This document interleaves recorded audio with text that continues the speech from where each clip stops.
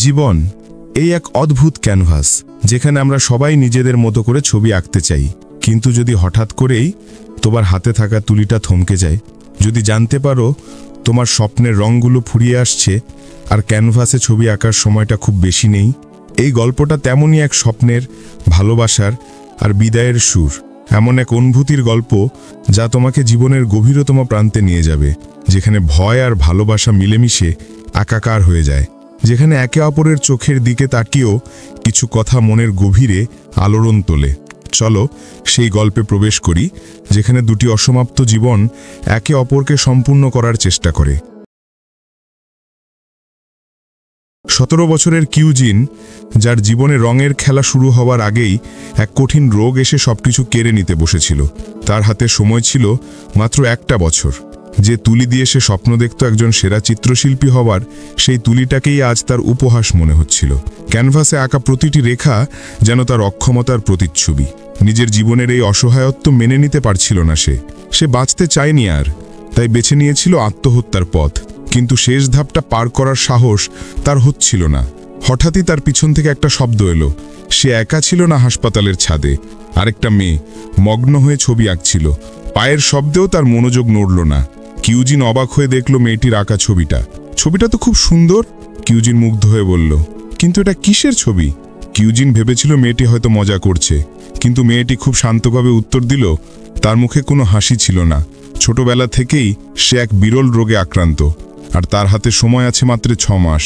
Haruna যখন কিউজিনের দিকে তাকালো, কিউজিন অবাক হয়ে দেখল তার চোখে কোনো ভয় নেই, কোনো বিস্ময় নেই, এমনকি প্লেগের মতো পালিয়ে যাবার ইচ্ছাও নেই, বরং সেখানে ছিল এক ধরনের শান্ত সহানুভূতি। কিউজিনের মনে কৌতূহল জাগল, কেন মেয়েটি জীবনের শেষ প্রান্তে এসেও এত শান্ত? কেন সে ভয় পাচ্ছে না?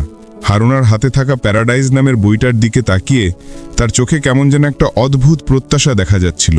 হারুনার আগমন যেন কিউজিনের অন্ধকার জীবনে এক ঝলক আলোর মতো ছিল। সে জানতে চাইছিল কিভাবে জীবনের শেষ পর্যায়ে এসেও সবকিছুকে এত শান্তভাবে মেনে নেওয়া যায়। নিয়তির কি অদ্ভুত পরিহাস! হাসপাতালের লিফটে আবার অপ্রত্যাশিতভাবে দেখা হয়ে গেল তাদের, যেন এটাই হওয়ার ছিল। হারুনার নাম হারুনা আর তার নাম কিউজিন, দুজনের 17 বছরের তরুণী। দুজনের নামেই যেন সময়ের একটা অস্পষ্ট ছাপ ছিল, আর অদ্ভুতভাবে দুজনেই ছবি আঁকতে ভালোবাসত।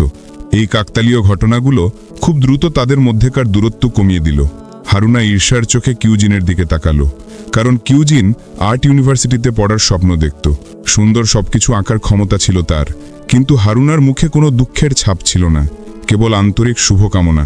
কিউজিন কিছু বলতে পারল না। কিউজিন হারুনার চিত্রকর্মের বইটা হাতে নেয় আর মুগ্ধ হয়ে তার সৌন্দর্য দেখে। হারুনা হেসে বলল, সে কখনো ছবি আঁকা শেখেনি। ছবি আঁকা তাকে অন্য একটা জগতে নিয়ে যেতে পারে, যেখানে সে নিজেকে সম্পূর্ণ মনে করে। সে যা কিছু দেখতে চায়, যেখানে যেতে চায়, তা যেন কাগজে এঁকে ফেলতে পারে, যেন সে নিজেই সেখানে গিয়েছিল। তার ছবিতে ভবিষ্যতের কল্পনা আর অতীতের স্মৃতি দুটোই ফুটে ওঠে। তার প্রাথমিক ও মাধ্যমিক বিদ্যালয়ের বন্ধুদের ছবিও ছিল সেখানে। ছবিতে আরেকটা মেয়েকে দেখে মনে হচ্ছিল তাদের সম্পর্কটা খুব ভালো ছিল। যখন সেই মেয়ের কথা বলল, হারুনার চোখ দুটো হঠাৎই ম্লান হয়ে গেল, যেন কোনো বেদনাদায়ক স্মৃতি লুকিয়ে আছে তার গভীরে। চিকিৎসার জন্য নার্স এসে তাদের কথোপকথনে বাধা দিল। দুজনেই কিছুটা অতৃপ্ত ছিল। অসুস্থ হওয়ার পর থেকে কিউজিন আর কোনো ক্লাবে যোগ দেয়নি, বন্ধুদের কাছেও নিজের অসুস্থতার কথা বলেনি। অজুহাত হিসেবে শুধু চোখের জল ব্যবহার করেছিল। রোগীদের দেখতে গেলে কিছু নিয়ে যেতে হয়। কিউজিন ফুলের দোকানে ঢুকে কি কিনবে তা বুঝতে পারছিল না। দোকানদার রঙিন আফ্রিকান ডেইজি ফুলের দিকে ইশারা করে বলল, এটা খুব অর্থপূর্ণ ফুল, এর কোনো নেতিবাচক মানে নেই। গোলাপি মানে কৃতজ্ঞতা, কমলা মানে দৃঢ়তা, হলুদ মানে চরম সৌন্দর্য, সাদা মানে পরিষ্কার, আর সবগুলোরই একটা সাধারণ অর্থ আছে, তা হলো আশা। কিউজিন 5টি ভিন্ন রঙের আফ্রিকান ডেইজি কিনল। সেই রঙিন ছোট ফুলগুলো তেলের রঙের মতো দেখাচ্ছিল। হারুনার নিশ্চয়ই খুব পছন্দ হবে। হারুনার হাতে আফ্রিকান ডেইজিগুলো দেখে তার চোখে তারার মতো ঝলকানি দেখা গেল। কিউজিন গম্ভীরভাবে তাকে বলল যে আফ্রিকান ডেইজির মানে হলো আশা। কিন্তু কথাটা বলার পরেই সে বুঝতে পারল আশা শব্দটা হয়তো হারুনার জন্য ঠিক নয়। কিউজিন তাড়াতাড়ি ক্ষমা চাইল। হারুনা হেসে মাথা নাড়ল। বন্ধু ফুল পাঠিয়েছে তাতেই সে খুব খুশি, কারণ সে তার একমাত্র বন্ধু। তারা খুব আনন্দ নিয়ে কথা বলছিল। কখন যে হারুনার পরীক্ষার সময় হয়ে গেল তারা বুঝতেই পারেনি। পরের বার দেখা করার ব্যবস্থা করে তারা, কিন্তু নার্সিং সুপারভাইজার হারুনার কাছে এসে বলল, তুমি যেন প্রায়ই আসে। কিউজিন দৃঢ়ভাবে মাথা নাড়ল। হারুনার কোনো সমস্যা ছিল না, তার কথায় অনুশোচনা প্রকাশ পায়। তার একজন প্রিয় মানুষ ছিল যাকে দেখতে চাইছিল, কিন্তু তাকে কেবল অপেক্ষা করতে হয়েছিল। কিন্তু তার হাতে বেশি সময় ছিল না। কিউজিন সিদ্ধান্ত নিল সে হারুনার জন্য কিছু করবে। সে হারুনার জুনিয়র হাই স্কুলের ক্লাসমেটদের কাছ থেকে জানতে পারল যে হারুনা অসুস্থতার কারণে খুব কমই স্কুলে আসতো। তবে তার একজন ভালো বন্ধু ছিল যে এখন তার সাথেই একই ক্লাসে পড়ে। কিন্তু রিংজিয়াং যখন হারুনার নাম শুনল তখন সে ঘুরে চলে গেল। কিউজিন হারুনার অসুস্থতার কথা বলেনি, কেবল আশা করেছিল সে একজন বন্ধু হিসেবে তাকে দেখতে যাবে। কিউজিনের বাবা মা সবসময় অনুতপ্ত ছিলেন। তারা প্রায় ভাবতেন যদি তারা কিউজিনকে তার রোগের কথা না বলতো তাহলে হয়তো সে এখন আরও খুশি থাকত। কিউজিন তার বাবার ভ্রমণের প্রস্তাব প্রত্যাখ্যান করে। সে তার পরিবারের ওপর রাগ করে না, কেবল তাদের আরও সমস্যায় ফেলতে চায় না। কিউজিনের পরিদর্শনে অসুস্থ হারুনার মনে আরও প্রত্যাশা জন্মাচ্ছিল। সে তার জন্য আরও কিছু করতে চাইছিল। যখন সে জানতে পারল যে হারুনা তার বাবাকে মিস করে এবং তার কাছে ক্ষমা চাইতে চায়, তখন কিউজিন নার্সিং সুপারভাইজারের কাছে তার পরিবারের কথা জানতে চাইল। কিন্তু সে অপ্রত্যাশিতভাবে জানতে পারল যে নার্সিং সুপারভাইজার হারুনার মা ছিলেন। মহিলাটি দুঃখ প্রকাশ করে বললেন, সেদিন যা ঘটেছিল তা তার সারা জীবনের বেদনা। ছোট হারুনা ডাক্তারের অনুমতি নিয়ে তার বাবার সাথে প্রথমবারের মতো সমুদ্রের ধারে ভ্রমণের স্বপ্ন দেখেছিল। কিন্তু ছোট হারুনা তার বাবাকে হতাশ না করার জন্য তার অসুস্থতার কথা গোপন করেছিল। পথে হঠাৎই অসুস্থ হয়ে পড়ে। বাবা অন্যমনস্ক হয়ে দুর্ঘটনার শিকার হন। সেদিন থেকে হারুনা সবকিছুর জন্য নিজেকে দোষারোপ করে। তবে কিউজিনের আগমন তার বদ্ধ জীবনে কিছুটা আলো ছড়িয়েছিল। কিউজিন আবার ফুলের দোকানে এলো। আগের কয়েকবারের মতো দোকানদার তার মন বুঝতে পারল। সে যাকে দেখতে যাচ্ছে সে নিশ্চয়ই সাধারণ বন্ধু নয়। কিউজিন সম্পর্ক অস্বীকার করতে চাইল, বলল যে তারা একই রোগে ভোগে। দোকানদার তা প্রকাশ না করে তাকে একটা অতিরিক্ত ফুল দেওয়ার সিদ্ধান্ত নিল। হারুনাও একটা অতিরিক্ত ফুল দেখল। কিউজিনের মুড তাৎক্ষণিকভাবে কিছুটা লাল হয়ে গেল। সে তাড়াতাড়ি ব্যাখ্যা করল যে সে একজন নিয়মিত গ্রাহক ছিল। হারুনা ছবিটি সোশ্যাল মিডিয়ায় আপলোড করল। সে সব সুন্দর জিনিস ধরে রাখতে চায়। হারুনা ঈর্ষান্বিত চোখে কিউজিনের পিঠের দিকে তাকায়। প্রেম হোক বা অন্য কিছু, ভবিষ্যতে সবকিছুরই সম্ভাবনা আছে। তার মতো নয়, তার জীবনের সময়সীমা নির্ধারিত। কিউজিন তার গোপন কথা বলতে চাইল, কিন্তু সে কথা বলার আগেই হারুনা এগিয়ে আসে। সে আশা করে কিউজিন যেন ভালো করে বাঁচে, তার ভালোবাসার মানুষ খুঁজে নেয় এবং তার স্বপ্ন পূরণ করে। তুমি তোমার কাঙ্ক্ষিত জীবন যাপন করবে, হারুনা বলল। এমনকি স্বর্গে থেকেও আমি তোমার জন্য শুভকামনা পাঠাবো। কিউজিন তবুও কিছু বলতে পারল না।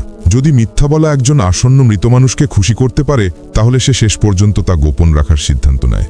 সেই দিনগুলো নিঃসন্দেহে দুজনের সবচেয়ে আনন্দের সময় ছিল। যেন রোগ তাদের ছেড়ে গিয়েছিল। কেবল ছিল তারুণ্যের আনন্দ আর নিষ্পাপ ছোট ছোট ভালোবাসা। কিউজিন 6টি ফুল কিনেছিল। সে তার অনুভূতি আফ্রিকান বেইজির মধ্যে লুকিয়ে রেখেছিল। এমনকি সে যদি তা নাও জানত, তবুও সে খুব সন্তুষ্ট ছিল। জানালার বাইরে তাকিয়ে হারুনা হঠাৎ করে গত বছরের আতশবাজির শব্দে চমকে উঠল।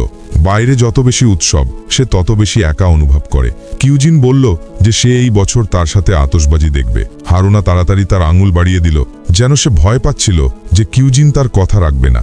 সে যেন কয়েকদিন পরের আতশবাজির কথা ভুলে না যায়, তাই হারুনা তার হাতে সময় লিখে দিল। কিউজিনের হঠাৎ মনে পড়ল আজ তার বন্ধুদের সাথে সিনেমা দেখতে যাওয়ার কথা ছিল।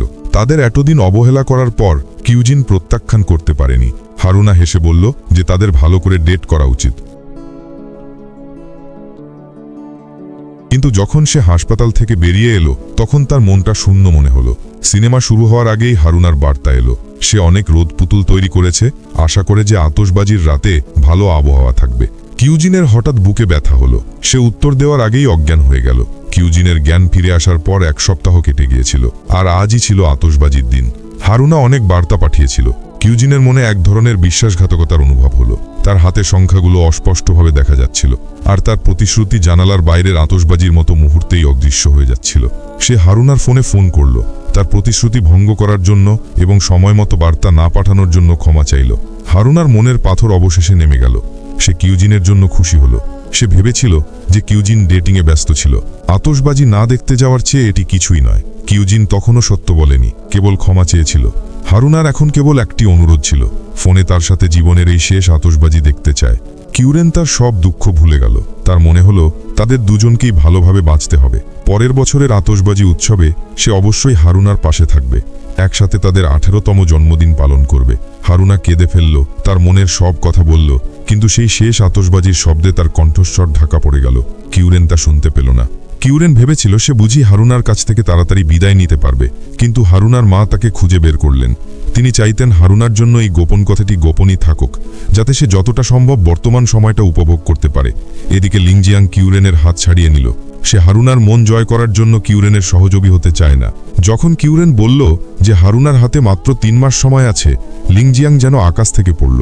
অতীতের সব অপ্রিয়তা, রাগ, অভিমান, সেই সব জীবন মৃত্যুর কাছে গুরুত্বহীন মনে হলো। লিংজিয়াং হারুনাকে শক্ত করে জড়িয়ে ধরল। তাকে এত দেরিতে দেখতে আসার জন্য ক্ষমা চাইল। হারুনার চোখেও জলে ভরে গিয়েছিল। সে নিজেই আগে ভুল করেছিল। তাদের পরিচয় হয়েছিল 2য় শ্রেণীতে। অসুস্থ হারুনার সাথে কেউ খেলতে চাইতো না, তাই লিংজিয়াংই ছিল তার একমাত্র বন্ধু। কিন্তু তাদের সেই আনন্দ হারুনার বড় হওয়ার সাথে সাথে ধীরে ধীরে কমে গেল। জুনিয়র হাইস্কুলের শেষ দিনে লিংজিয়াং বিশেষ করে হাতে আঁকা গ্র্যাজুয়েশন সার্টিফিকেট নিয়ে হাসপাতালে এসেছিল। সে ভেবেছিল হারুনা এটা দেখে খুশি হবে, কিন্তু হারুনা তার এই ভালো উদ্দেশ্যকে অপমান হিসেবে ধরেছিল। তাদের বন্ধুত্ব সেই গ্র্যাজুয়েশন দিনেই শেষ হয়ে গিয়েছিল, আর সেটাই ছিল তাদের শেষ দেখা।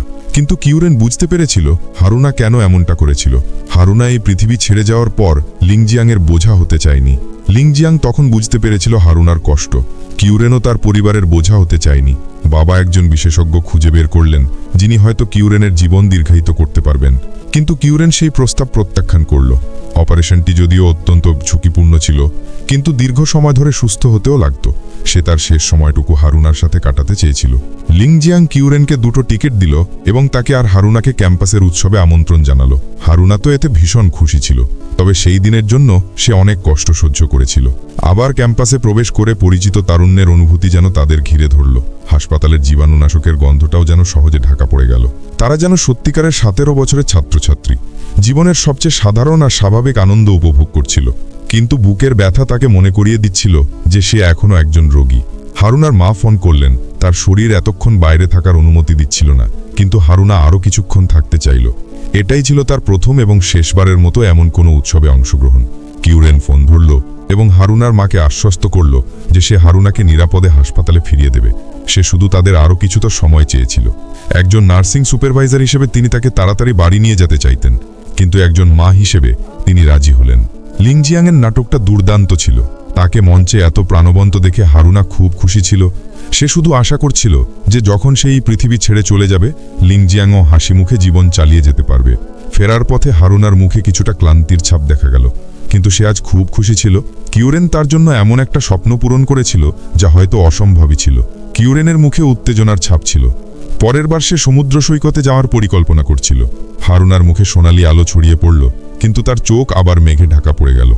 সেও আশা করছিল যে আরও একবার দেখা হবে, কিন্তু তার সেই ইচ্ছা হয়তো শুধু ছবিতে আটকে থাকবে। কিউরেন হঠাৎ বাসের ঘণ্টা বাজালো। তারা ট্যাক্সি করে সমুদ্র সৈকতে এলো। হারুনা কিউরেনের কাঁধে হেলান দিয়ে আরও একটা ইচ্ছা পূরণ করল। সূর্যাস্তের দিকে তাকিয়ে হারুনার মুখ আশায় ভরে উঠল। যদি সুযোগ থাকতো সেও প্রেমে পড়তে চাইত, ভালোবাসার অনুভূতি করতে চাইত একবার হলেও। কিউরেন গভীর অনুশোচনা অনুভব করল। সে কোনো প্রতিশ্রুতি দিতে পারছিল না। সূর্যাস্ত সুন্দর ছিল, কিন্তু সেই সৌন্দর্য ধরা যায় না, এটি ক্ষণস্থায়ী। তাদের জীবনের মতোই 2 যুবক সূর্যাস্তকে ধীরে ধীরে সমুদ্রে ডুবে যেতে দেখল। জীবনের ঘড়ি থেকে আরও একটি মুহূর্ত কমে গেল। হারুনার শরীর আরও খারাপ হচ্ছিল। এখন বিছানা থেকে নামাও যেন একটা বিলাসিতা হয়ে দাঁড়িয়েছিল।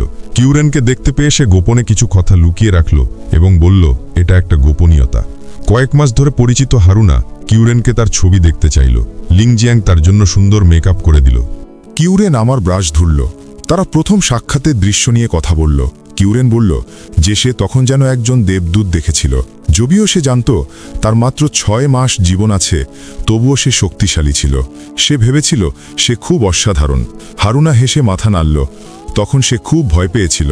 কিউরেনের উপস্থিতি তার জীবনের শেষ অগ্নিস্ফুলিঙ্গ জ্বালিয়েছিল। একসময় সেই পৃথিবী থেকে তাড়াতাড়ি চলে যেতে চেয়েছিল, কিন্তু এখন সে আরও কিছুক্ষণ বাঁচতে চায়। এমনকি 1 মিনিট বা 1 সেকেন্ডের জন্য সে খুব সন্তুষ্ট। সে কিউরেনকে বলতে চায়, যত কঠিনই হোক না কেন, আশা ছেড়ে দিও না। হারুনা ছবির নিজেকে ছুঁয়ে দেখল। যদি সময় স্থির হয়ে যেত কত ভালো হতো, সে চিরকাল তার হাত ধরে রাখতে পারত। কিউরেন অপারেশন চেষ্টা করতে চাইল, তাতে অনেক টাকা লাগবে, পরিবারের জন্য অনেক ঝামেলা হবে এবং সাফল্যতার হারও খুব কম। কিন্তু সে হারুনার কাছে প্রতিশ্রুতি দিয়েছিল যে যাই হোক না কেন সে চেষ্টা করবে। সে বাবা মাকে সান্ত্বনা দিল যে তাদের নিজেদের দোষারোপ করতে হবে না। যদিও বাস্তবতা নির্মম, তবে এটি তাকে শিখিয়েছে কি গুরুত্বপূর্ণ। তবে হারুনা সেই দিনটি দেখতে পায়নি। তাকে নল লাগানো অবস্থায় অপারেশন থিয়েটারে নিয়ে যাওয়া হয়েছিল এবং সে আর ফিরে আসেনি। লিংজিয়াং কিউরেনকে আঘাত করল। হারুনা জ্ঞান হারানোর সময় কিউরেনের নাম ধরে ডাকছিল, কিন্তু সে পাশে ছিল না। কিন্তু এখন আর কিছু বলার নেই। হারুনার মা তার আঁকা ছবির অ্যালবাম বের করলেন। এটি ছিল তার শেষ স্মারক। হারুনার নামের ট্যাগ সরিয়ে নেওয়া হলো। তার উপস্থিতি রুম থেকে ধীরে ধীরে কমে গেল। কিউরেন অ্যালবামটি খুলল। তাতে লেখা ছিল কিউরেনের জন্য তার শেষ কথা। তার কাছে এই কক্ষটি ছিল তার স্বর্গ, কারণ কিউরেনের উপস্থিতি এই বেদনাদায়ক স্থানটিকে উষ্ণতা দিয়েছিল। সে নিজেকে খুব ভাগ্যবান মনে করত যে তার সাথে দেখা হয়েছিল এবং লিংজিয়াংয়ের সাথে পুনরায় ভালো সম্পর্ক হয়েছিল। অবশেষে সে সেই ফুলগুলির জন্য ধন্যবাদ জানালো যা তাকে সৌন্দর্য এনে দিয়েছিল। সে 3টি আফ্রিকান ডেইজি ফুল আঁকল, যা ছিল তার শেষ উপহার। কিউরেন আবার ব্রাশ ধরল। সে অপারেশন করেছিল, সে বেঁচে থাকার চেষ্টা করবে, হারুনার অংশটুকু নিয়ে। তবে কয়েক মাস পর কিউরেনের রোগ আবার দেখা দিল এবং তাকে আবার হাসপাতালে ভর্তি করা হলো। লিংজিয়াং কিউরেনকে দেখতে যাওয়ার জন্য কিছু ফুল কিনতে চাইল, কিন্তু ঘটনাক্রমে হারুনার গোপনীয়তা আবিষ্কার করল। সে কিউরেনের দেওয়া আফ্রিকান ডেইজি ফুলগুলি সোশ্যাল মিডিয়ায় পোস্ট করেছিল, আর শেষ পোস্টটি একটি পাসওয়ার্ড দিয়ে খোলা যেত। পাসওয়ার্ডের ইঙ্গিত ছিল, শরতে জন্ম নেওয়া তোমার জন্য নিবেদিত।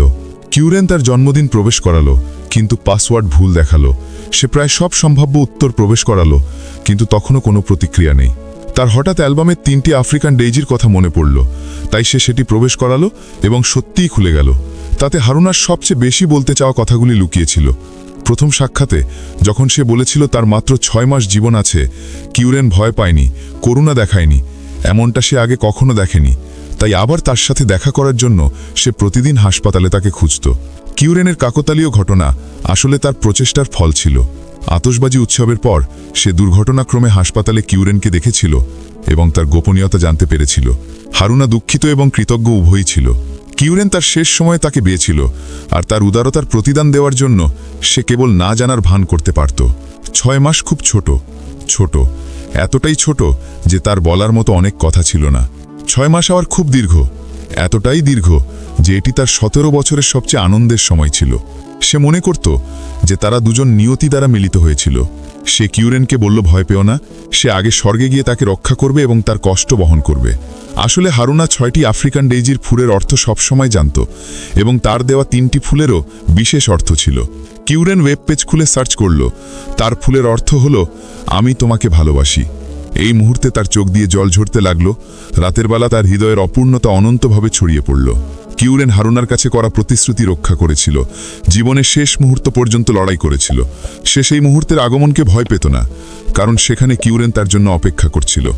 জীবন যেন একটা উত্তেজনাপূর্ণ গ্রীষ্মকালীন ছুটির মতো, যেখানে হাসি, আনন্দ আর ভালো লাগার স্মৃতিগুলো জমা হয়। কিন্তু সব ছুটিরই তো একটা শেষ থাকে, তাই না? যখন সেই ছুটি শেষ হতে চলে, আমরা দুঃখিত হই। অতীতের সুন্দর স্মৃতিগুলো যেন আরও বেশি বেদনাদায়ক হয়ে ওঠে। হয়তো এটাই একমাত্র উপায় যার মাধ্যমে আমরা এমন একটি চলচ্চিত্রের সাথে নিজেদের একাত্ম করতে পারি। যদি হঠাৎ করেই জীবনের কাউন্টডাউন শুরু হয়, তাহলে কি হয় জানো? হয়তো উষ্ণতম দুপুর, সবচেয়ে জ্বলন্ত বাতাস, হাড় কাঁপানো ঠান্ডা আর ভেসে যাওয়া বৃষ্টি, সবকিছুই এক ধরনের সুন্দর দৃশ্যে পরিণত হয়। শেষ মুহূর্ত পর্যন্ত আমরা প্রায়শই জীবনের সৌন্দর্য উপলব্ধি করতে পারি না। যে জিনিসগুলি সবচেয়ে সাধারণ মনে হয়, সেগুলিও এক ধরনের গভীর স্মৃতির কারণ হয়ে দাঁড়ায়। জীবন আসলে খুব ভালো। আমরা আমাদের আনাড়ি ব্রাশ দিয়ে জীবনের ক্যানভাসে অতিরিক্ত অপ্রয়োজনীয় অলংকার যোগ করেছি, যা আমাদের মনের বোঝা হয়ে দাঁড়িয়েছে। আশা করি আমরা সবাই সহজভাবে বাঁচতে পারব এবং স্বাভাবিকভাবে বুড়ো হব, কারণ জীবন যেন একটা নাটকের মতো, আর নাটকই যেন জীবন।